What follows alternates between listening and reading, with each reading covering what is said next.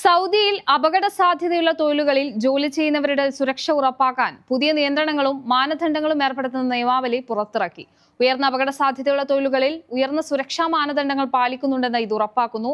അപകട സാധ്യതയുള്ള തൊഴിലുകളെ പ്രത്യേക പട്ടികയിൽപ്പെടുത്തുന്നതിനും ലൈസൻസിംഗിനും ഒരു സംയോജിത നിയന്ത്രണ ചട്ടക്കൂട് സ്ഥാപിക്കുക, തൊഴിലാളികൾക്ക് ആവശ്യമായ ആരോഗ്യം, സാങ്കേതികം, അറിവ്, വൈദഗ്ധ്യം എന്നിവ ഉറപ്പുവരുത്തുക എന്നിവയാണ് പുതിയ നിയമാവലി ആവശ്യപ്പെടുന്നത്.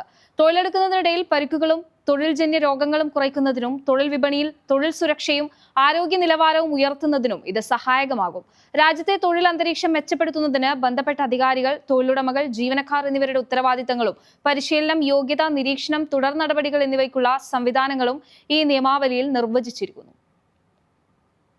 എർത്ത് ദുബായ് അവാർഡ് പ്രഖ്യാപിച്ച് ദുബായ് കിരീടാവകാശിയും ഉപപ്രധാനമന്ത്രിയും പ്രതിരോധ മന്ത്രിയും ദുബായ് എക്സിക്യൂട്ടീവ് കൗൺസിൽ ചെയർമാനുമായ Sheikh Hamdan bin Mohammed bin Rashid Al Maktoum. Earth Dubai അവാർഡിനുള്ള എൻട്രികൾ 2026 ജനുവരി 15 വരെ സമർപ്പിക്കാം. ദുബായിയുടെ സാംസ്കാരിക സാമൂഹിക പൈതൃകം ആഘോഷിക്കുന്നതിനായി ഏർപ്പെടുത്തിയിരിക്കുന്ന എർത്ത് ദുബായ് അവാർഡുകൾ ആരംഭിക്കുന്ന വിവരം ദുബായ് കിരീടാവകാശിയും ഉപപ്രധാനമന്ത്രിയും പ്രതിരോധ മന്ത്രിയും ദുബായ് എക്സിക്യൂട്ടീവ് കൗൺസിൽ ചെയർമാനുമായ Sheikh Hamdan bin Mohammed bin Rashid Al Maktoum എക്സിൽ പങ്കുവച്ച കുറിപ്പിലൂടെയാണ് പ്രഖ്യാപിച്ചത്.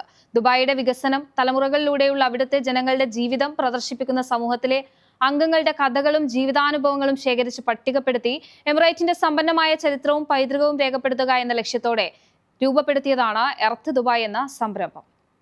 യുഎഇയോടുള്ള സ്നേഹ സന്ദേശങ്ങൾ പങ്കുവയ്ക്കാൻ ലവ് എമിറേറ്റ്സ് 2ാം പതിപ്പിന് തുടക്കമായി. ഗ്ലോബൽ വില്ലേജിൽ നടക്കുന്ന പരിപാടിയിൽ നവംബർ 30 വരെ സന്ദേശങ്ങൾ പങ്കുവയ്ക്കാനുള്ള അവസരമുണ്ടാകും.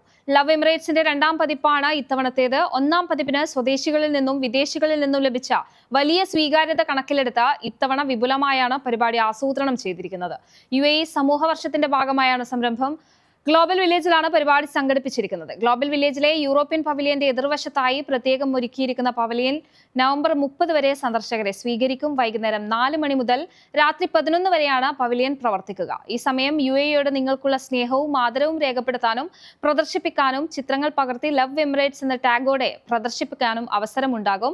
യുഎഇ ജീവിതത്തിൽ നൽകിയ സുരക്ഷിതത്വം, അവസരങ്ങൾ, സൗഹാർദ്ദം തുടങ്ങിയവയെക്കുറിച്ചുള്ള വ്യക്തിപരമായ അനുഭവങ്ങൾ എഴുതാനാകുന്ന വേദി പ്രവാസികളും പൗരന്മാരും ഒരുപോലെ പങ്കുചേരുന്ന മനോഹരമായ പ്ലാറ്റ്ഫോമാണിത്. NTV UAE to the world.